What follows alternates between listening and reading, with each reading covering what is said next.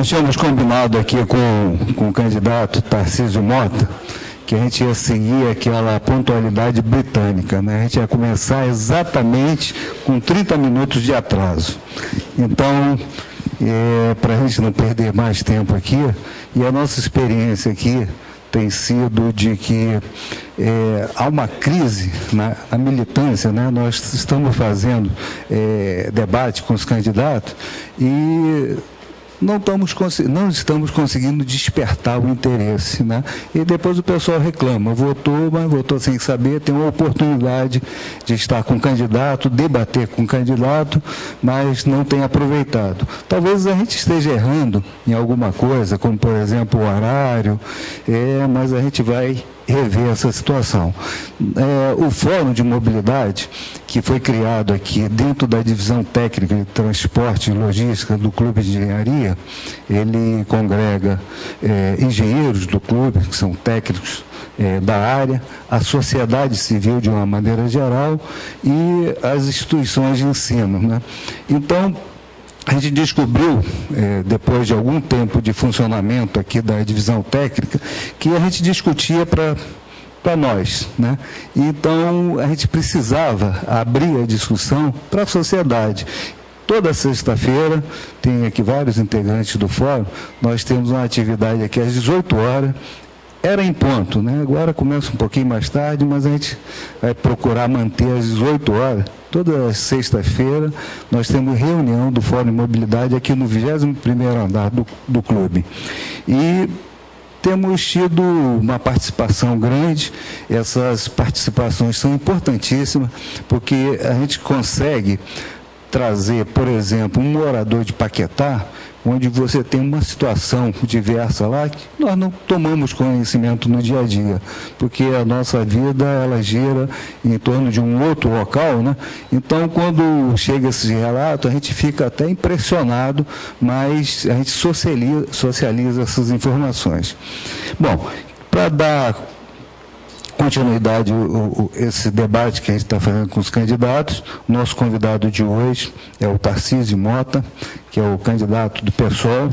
Eu gostaria de convidar ele para fazer parte da mesa.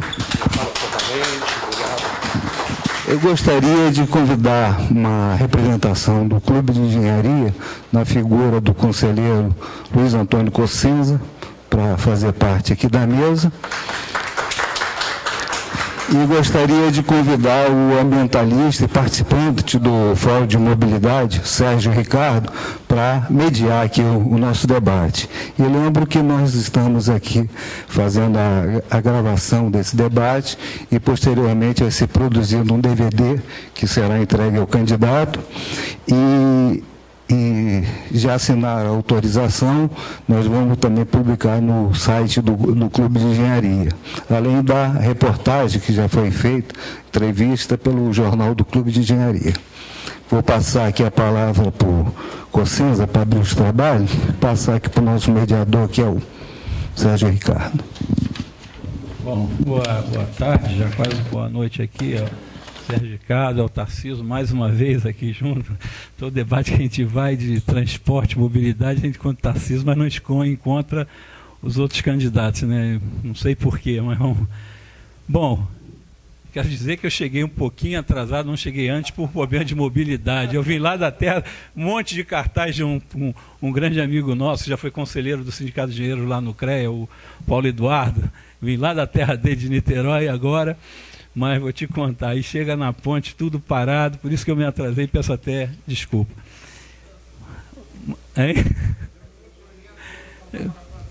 Para mim é a obra prioritária, mas quem vai falar isso é o Tarcísio. Mas vamos lá. O Tarcísio é o candidato do PSOL, ao cargo de governador do Estado, nascido em 1975, no município de Petrópolis, do Rio de Janeiro. Tarcísio Mota de Carvalho é mestre e doutor em História pela Universidade Federal Fluminense e leciona desde 2005 no Colégio Pedro II. Iniciou sua vida política ainda como militante na Pastoral da Juventude e chegou a ocupar importantes cargos no Sindicato Estadual dos Profissionais de Educação, e Tarcísio participou também da fundação do atual partido, onde é filiado desde 2005. Essa é a história. Se faltar alguma coisa, ele pode completar à vontade aí. e quero dizer que esse assunto talvez seja um dos mais graves, junto com saúde e educação, né, que o cidadão vive, né? Eu tenho dito aí que eu moro ali em Jacarepaguá, né?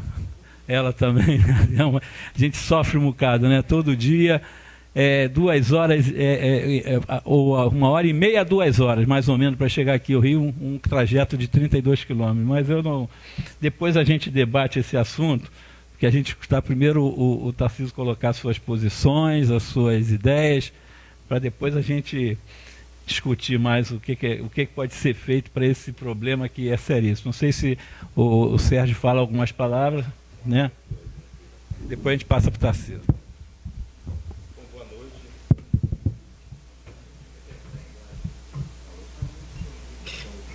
Embaixo. Bom, boa noite a todos e a todas. Primeiro lugar, queremos agradecer, Tarcísio, em nome do Fórum de Mobilidade Urbana, também em nome do Clube de Engenharia, a sua presença aqui, que para a gente é uma honra, né? Nosso candidato a governador. Nós estamos vivendo um processo eleitoral muito complicado, porque a gente percebe que as candidaturas que estão debatendo os principais problemas do Estado, há uma tentativa dos grandes meios de comunicação de invisibilizar essas candidaturas.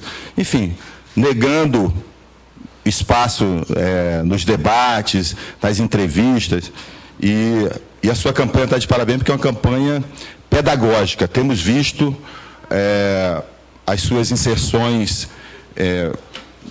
nas entrevistas, nos debates, e tem sido muito interessante, pautando, de fato, os principais problemas da cidade. Eu só queria trazer uma reflexão para a gente aqui.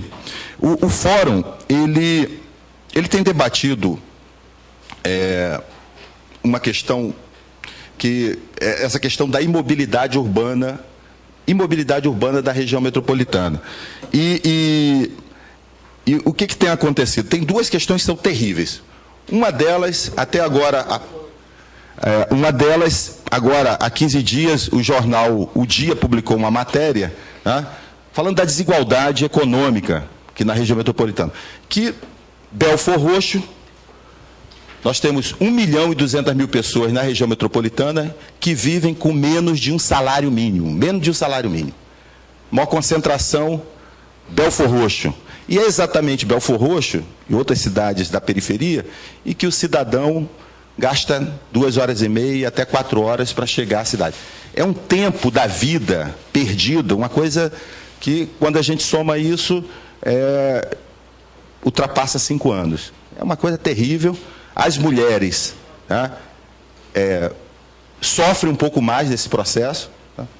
E também essa imobilidade urbana, ela tem provocado uma grande perda econômica, estimada aí, segundo estudos da UFRJ, e agora a Casa Fluminense publicou também, em algo em torno de 12 bilhões ao ano. Quer dizer, uma lógica de que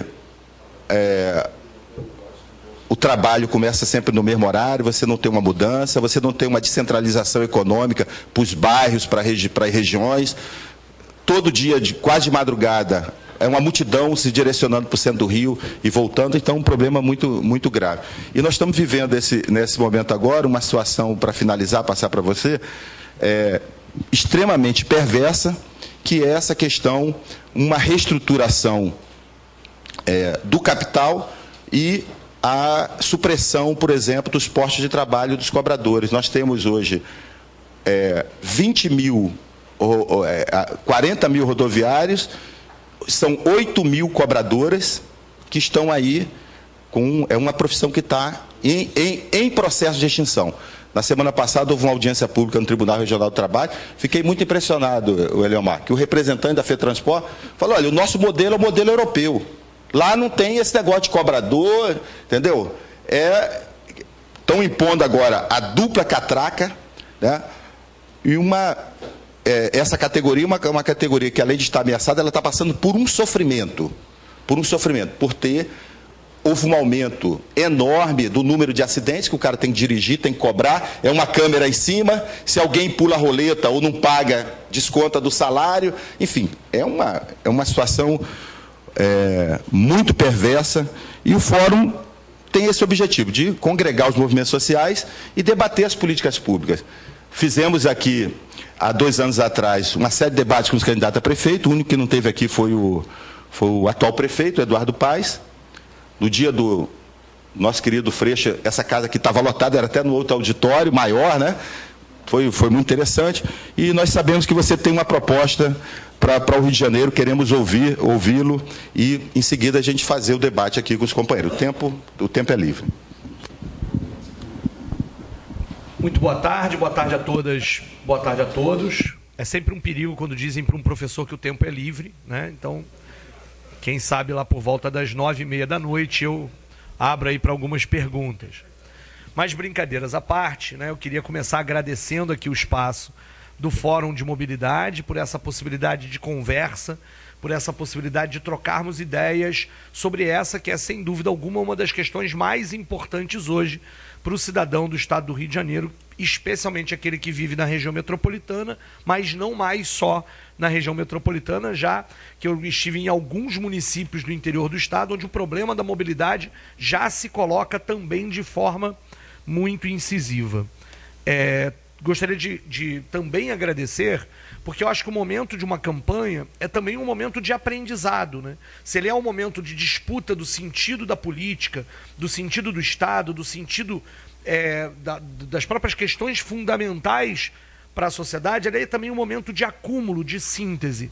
Eu estava dizendo na entrevista que dei aqui um pouquinho antes para o órgão de imprensa do Clube de Engenharia, que o bom candidato, na minha opinião, não é aquele que sabe tudo, mas aquele que de repente aprende, fazendo, portanto, uma paráfrase aqui do próprio Mário Quintana, que dizia isso, né, que um bom professor não é aquele... Não, Guimarães Rosa. Ixi, eu tenho que aprender quem é o autor da frase. Que o Paulo Freire gostava muito de dizer que o bom professor não é aquele que tudo sabe, mas aquele que de repente aprende. E eu acho que um candidato também deveria se colocar nessa situação de que o seu programa é um programa sempre em aberto, e assim é o programa do PSOL. Quando o Freixo aqui esteve há 2 anos atrás, né, nós estávamos em meio a um processo de programa em movimento, e assim também é este programa para o governo do estado do Rio de Janeiro, um programa aberto, um programa suscetível a novas questões, a críticas, a sugestões, a elementos que possam, claro, que de acordo com os nossos princípios, os princípios que a gente defende, que eu vou mais ou menos expor por aqui, que possam ser incorporados ao conjunto do nosso programa.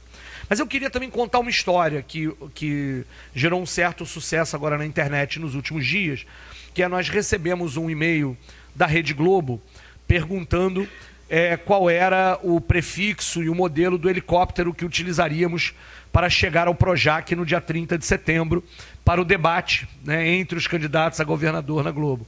Eu acho que esse talvez seja o maior, né, exemplo da completa falta de mobilidade, quando um e-mail, como se fosse algo absolutamente normal. Não, gostaríamos que a candidatura do professor Tarcísio indicasse qual é o prefixo e o modelo que pretende usar para chegar. Na verdade, do ponto de vista político, a gente pode ver na situação de barbárie, na situação de completo caos da mobilidade urbana, quando se naturaliza que um candidato, e a sede de todas as candidaturas é aqui a capital, para chegar num bairro da capital terá que utilizar, né, o meio mais utilizado será o helicóptero. A minha vontade era de responder que iria de ônibus, inclusive dizer qual era a linha e fazer disso um fato político, chegar atrasado ao debate, dizer que foi porque eu vim de ônibus, etc. Mas como a gente não pode perder o espaço na principal emissora, a gente vai de carro, e mesmo assim teremos alguma coisa, e estamos dando teve gente sugerindo que eu fosse no Fusquinha do nosso prefeito lá, Gelsimar, gente sugerindo que eu fosse de bicicleta, né, para criar um fato político, porque é um desplante chega e perguntar qual é o tipo de helicóptero que você vai usar. Mas isso, botar ali do lado, exatamente, porque é um absurdo. Mas vamos lá, né? Sabendo, inclusive, que outros candidatos irão mesmo de helicóptero e que isso devia dizer alguma coisa para o eleitor do Rio de Janeiro, né? Mas, infelizmente, esse tipo de discussão às vezes fica também, como o Sérgio disse antes, invisibilizado pela forma como os grandes meios de comunicação encaram a própria questão da disputa eleitoral.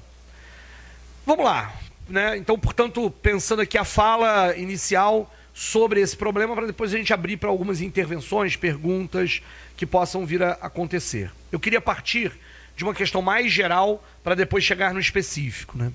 Nos últimos 20 anos, o discurso hegemônico tentou impor a ideia de que grandes mudanças não poderiam acontecer.